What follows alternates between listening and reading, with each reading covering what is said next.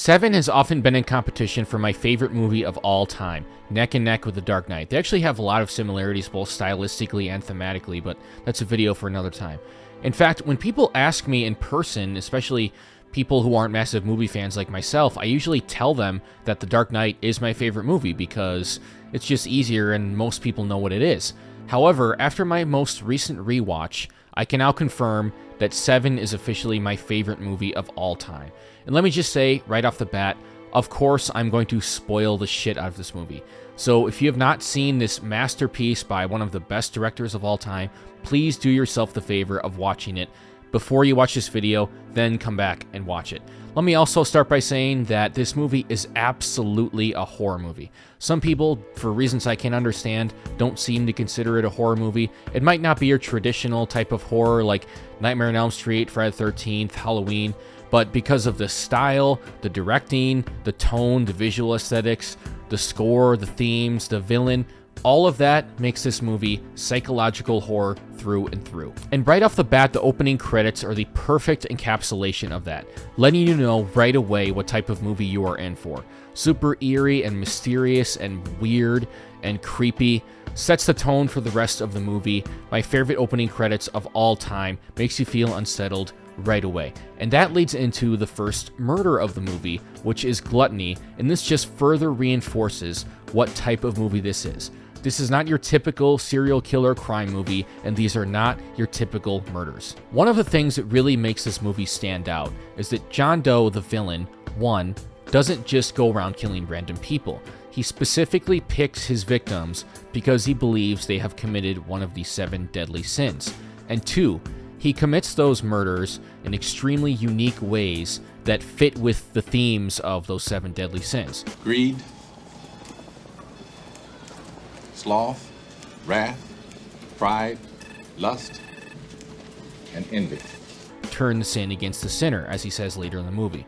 For example, the first victim, gluttony, a very obese man. Gluttony is the sin of essentially eating too much, eating in excess, being extremely greedy with what you eat. So what Doe does with him is he takes that to its extreme conclusion. He feeds the man over and over until his stomach bursts and he dies. The second victim, greed. We all know what greed is. It's doing whatever it takes to amass money and power, no matter what you have to say or do to get it. Take a lawyer. Lawyers are very infamous for being extremely greedy. They will lie and say anything to get their client off or to win their case to amass more money and power. So what Doe does with him is he makes him cut off a pound of flesh to essentially pay the world back for all of the greed he has exhibited throughout his life and career, and then he dies from that. Sloth is a bit of a tougher one. I actually had to look up what the deadly sin of sloth meant before doing this video, and essentially what it is being overly lazy or not doing what one is supposed to be doing in life. So the way I interpreted this one is that John Doe takes a drug dealer, the victim is a drug dealer and a drug addict, and says like, hey, if you're going to be so lazy and dealing drugs and doing drugs your entire life, you might as well take that to the extreme. So he ties him down on a bed and shoots him up with drugs non-stop for a year, to the point where he basically becomes a living skeleton. Like, he's alive technically, but he probably shouldn't be, and in any real sense of the word is basically dead. It's also one of my favorite scenes in the movie because all of the characters, except for our 2 leads, Mills and Somerset, they're skeptical of this whole thing. The rest of the characters believe that this victim, whose house they're going to, is the killer because his fingerprints were left on one of the crime scenes. Us as an audience is skeptical as well, but they get there and they see this guy laying in the bed. They believe, and the audience believes, that he's dead. He certainly looks dead. And one of the guys leans over and is like, hey, you got what you deserved. And then the victim starts coughing, and it scared the shit out of everyone in the movie, and me, and probably everyone else watching the movie. One of my favorite jump scares of all time. It just further reinforces my idea that this is a horror movie. Got what you deserved. He's alive! He's alive! Cocksucker's alive! Stop breathing! The fourth sin is lust, and this is the one of all of the murders in this movie that fucks me up the most and makes my stomach turn the most. The sin of lust is essentially being like overly sexual or seeking sex for pleasure or exploiting yourself sexually for money. So what Do does for this one is he takes a prostitute who he believes is committing the sin of lust, and a man who is there to engage in sexual activity with the prostitutes, who he also believes is committing the sin of lust. And he forces the man to have sex with the woman using like a sword strap-on, which is one of the most horrifying things in any movie ever. And shout out to the actor who plays the guy that is forced to commit this heinous act, because he was incredible. He genuinely seemed like someone who had been through all of this trauma. I totally bought it. Seemed too real. Didn't even seem like acting to me. So props to him for that. He made me do it. He put that thing on me.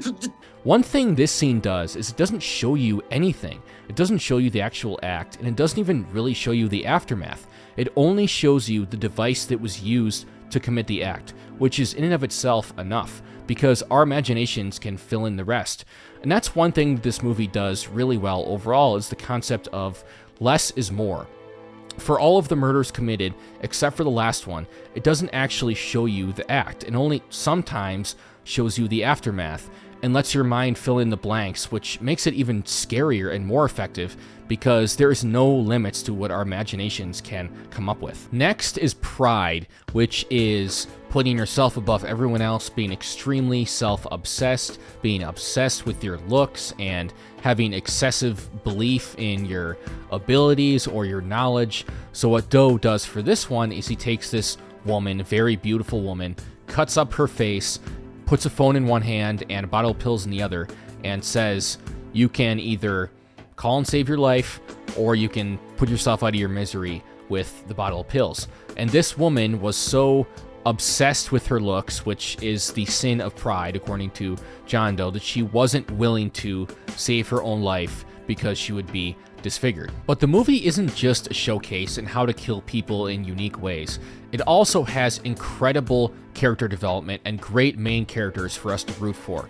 You take Somerset, played by Morgan Freeman, who is this super cynical, jaded cop who has been around and has seen everything and basically doesn't believe in humanity anymore, who is about to retire. And you get his partner, David Mills, who is played by Brad Pitt, who's a much younger guy, a more green cop who believes more in people and wants to make the world a better place. And then you get Mills' wife, Tracy, who has a lot of complicated emotions and issues of her own, and you get her relationship with Mills and Somerset, which are both equally complicated. She barely gets that much screen time, but still has a fair amount of character development. One thing that the movie continues to harp on is the sense of hopelessness, especially within the city that the movie takes place in. Nobody wants to be there. Tracy really doesn't want to be there, but doesn't want to tell Mills.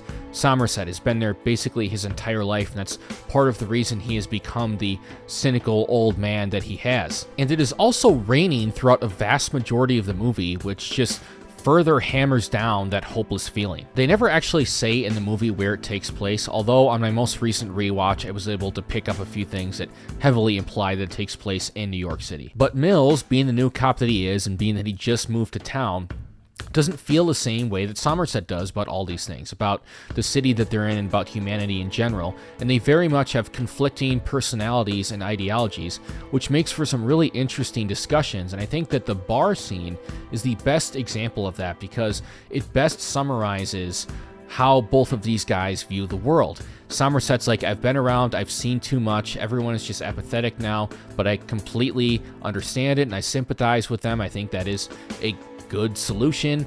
Just, it's not worth it anymore to really have much faith in humanity.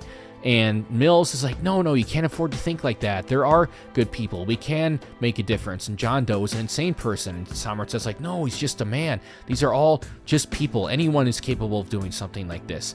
And it is a great discussion, and some days I feel like more like Mills, some days I feel more like Somerset. They both make really, really good points in the scene. It's an incredible discussion, one of my favorite scenes in the movie and in any movie ever. We are talking about people who are mentally ill. We are talking about people fucking crazies. No, Yes. no. Today. We're talking about everyday life.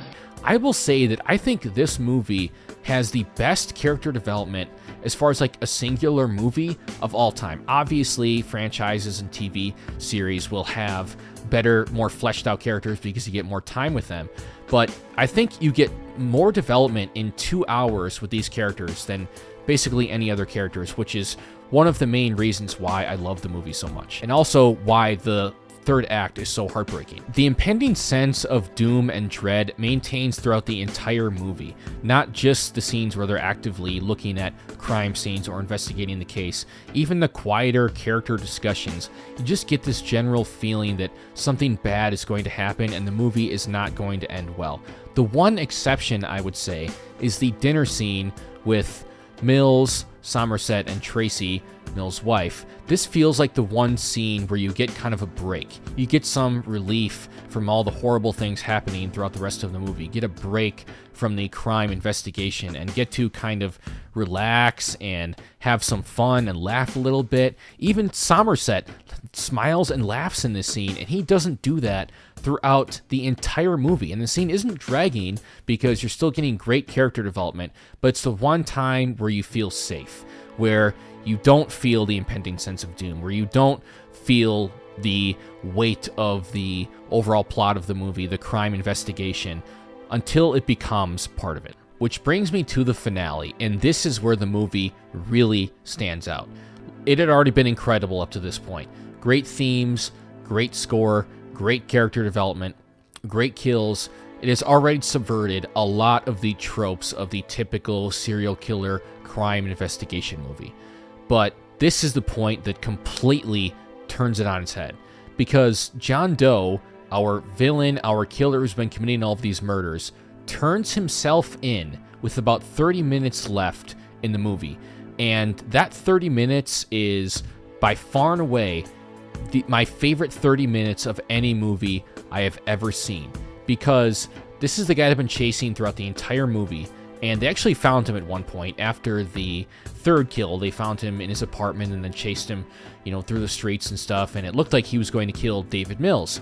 At the time, when I was first watching, I'm like, oh, fuck, Mills is done. He doesn't kill Mills. He walks away. I'm like, shit, why didn't he kill him? What's going on? They get into his apartment. They see all this creepy ass stuff. His apartment is creepy as hell. It's got like a cross over the bed. Just a genuinely creepy vibe. It's got like a hand in a jar. Very horror-esque and very creepy score throughout this scene and the entire movie. A very horror-ish score that reinforces the sense of fear and dread. You getting with all this? There are 2,000 notebooks on these shelves, and each notebook contains about 250 pages. Get it? Anything about the killings? So, they're looking through his house and then get a call from him, and he's like, hey, I'm actually going to change up my plans now because I admire you. You may notice that I have not talked about the last 2 kills yet. I've only talked about the first 5. There's 7 deadly sins, and I've not talked about the last 2 yet. That's because the last 2 are quite a bit different from the way that John Doe went about committing the first 5. Because of them finding him, he essentially changes up his plan, and he tells them that he's like, I'm going to switch things up a little bit. So there's a reason he left Mills alive, which I'm getting to. Turns himself in. I'm like, where the fuck is this going? There's still 2 more kills. There's still half an hour left in the movie. Why would he turn himself in? And that scene alone, with him yelling like, Detective! No big surprise. Detective! You're looking for me. Is incredible. Hopefully I can just kill the mic there, but chills down my spine every time I watch that scene. We're like, what the fuck? Where is this possibly going? I've never seen a movie like this where the murderer just turns himself in. Like, I don't understand where this is going. It's like, hey, I'll lead you to the last 2 bodies, and I'll plead guilty, and I won't get the death penalty, so that's the deal. It's like, okay, we'll do it. We'll follow him and we'll let him lead us to these last 2 bodies. And I'm still really confused because we're like, what could this be? It's obviously not just the last 2 bodies. That wouldn't be spectacular enough. He's got this grand plan. It has to be something bigger. So me, watching it for the first time as the senior in high school that I was, racking my brain trying to figure out what the hell is going to happen. A lot of people figured it out. I did not at that point. If I would have watched the movie for the first time today, maybe I would have figured it out. But at that point, I didn't. So I'm just on the edge of my seat, so anxious. I'm literally shaking. My eyes are glued to the screen. I'm like, where is this going? And it gets more and more intense. The tension continues to build throughout the car ride, and once they get there, great dialogue in the car ride. You have Mills, who's still super cocky. He's like, oh, you're just a psychopath, whatever. Hopefully I'm there when your big thing happens so I don't miss it. And Doe's like, don't worry, you won't. But Somerset is not nearly as cocky. He knows something's about to happen. He's like, no, I don't feel good. He doesn't say this out loud, but you can see by the look on his face and the fact that he's not saying much that he feels really bad about this, and he knows something's about to go down. And Doe keeps telling them, he's like, this is going to be puzzled over and thought about, like, this is not going to go away. I can't wait for you to see. I really can't. I was like, no, here's the movie of the week. They get there, and this guy delivers a box, and obviously my first thought, because I didn't know what it was, is, oh shit, it's a bomb. He's going to blow all of them up. We got a box! Call the bomb squad. I need a bomb squad. We got a box! Which would have been crazy in of itself, but what happens is actually much more disturbing. Somerset opens the box, and we don't see what's in the box. We just see his reaction, which is chilling in and of itself. So like, what the hell? What is going on here? And then John Doe slowly reveals through his conversation with Mills what is in the box. He's like, oh, I admire you and your pretty wife, and she didn't want me to be husband or whatever, so I took a souvenir, her pretty head. John Doe killed Mills' wife. Wow. I mean, a lot of people saw it coming. I did not, and even if you did, it's still incredibly chilling and disturbing. It will send chills down your spine when he delivers the line, her pretty head, or when he says, like, oh, he didn't know, when he's like, she begged for the life of the baby inside of her. Mills wasn't aware of the fact that Tracy was pregnant. You go back to earlier in the movie, the conversation between Tracy and Somerset, which was a great conversation, and their relationship was really interesting, even though we only got a couple scenes of them together. She basically explains to him, like, I hate being here, I don't want to have this kid here, and Somerset is able to relate because he got a woman pregnant once a long time ago and didn't end up having it. So that was great stuff. And again, another scene where you just kind of get to relax and be with these characters for a second. And then the personal life, the home life, the only place where you feel safe, gets brought in to the main plot line, the crimes and the disturbing acts that the villain is committing. John Doe goads Mills into killing him, effectively breaking Mills. Mills gets arrested, and Somerset is basically proven right. And the movie ends with a great line by Somerset, which is an Ernest Hemingway quote that goes, Ernest Hemingway once wrote, "The world is a fine place and worth fighting for." I agree with the second part. Oof, that is dark, but also just with enough of a glimmer of hope, and Somerset stays on the force. And with movies like this that are incredibly bleak and dark and with the impending sense of dread, you also have to have certain things to make it work. First off is great characters, character development, and characters to root for. You get that with Mills and Somerset.